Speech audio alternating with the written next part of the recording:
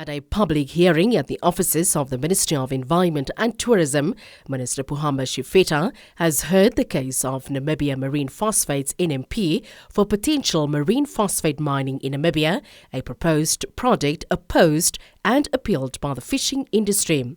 Representing the fishing industry, Uno Kachipuka from Nixon Marcus Public Law Office said if approved, the project will have severe consequences for the fishing industry and marine life as a whole, stressing that government has an obligation to protect the environment for future generations. The environment is one of those, and the protection of the environment is one of those, because it affects us all, whether we like it or not, where we would caution against being overly technical when it comes to the assessment thereof. The precautionary principle is a principle that's been adopted in law. There is no need to raise this as an appeal ground because it's adopted in terms of the Environment Management Act, EMA as I call it, and both the commissioner, the minister, every official within the ministry is required to apply it as a matter of law. When you look at the first ground, the devastating, long-lasting adverse impacts, this is clear. I repeat, there's no dispute. Even the company itself acknowledges that there are adverse impacts to the proposed activity. So by all means, disregard it. The only thing we're saying is let us have the scientific community, the environmentalists, the marine biologists, all those people who are there to protect or to help us, help you, Minister, protect the environment. Let them do further studies until we know what we're getting ourselves into, before we get ourselves into and then have a oops, we shouldn't have done it moment later on. Those are our submissions. Dion Obbs, an advocate for marine phosphate, backed by Charles Visser, a lawyer at ENS Africa, said the appeal should be dismissed.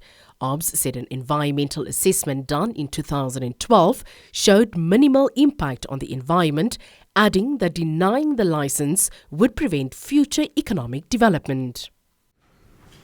My learned colleague has referenced certain aspects from the impact assessment, the verification studies, but her references are in certain respects selective. Her references do not, for instance, take into account that a very important consideration in this process is the scale of the proposed operations.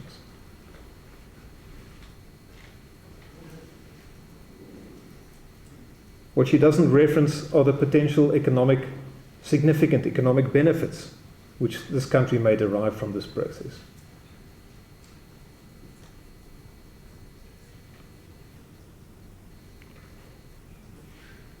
She relies on the precautionary principle, which, as I've made clear in my earlier submission, is not a basis or a ground of appeal referenced in the notice of appeal.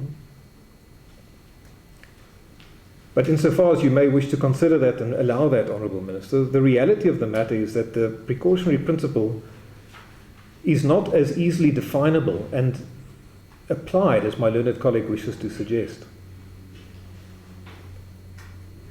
One must be cautious that this precautionary principle is not used to create or allow arbitrary and unpredictable decisions.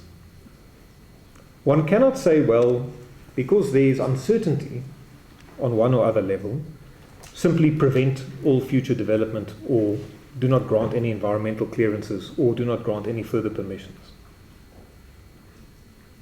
So the question I have is, where is the scientific underpinning to bolster the points raised by the appellants in this case? And that has not been put before you.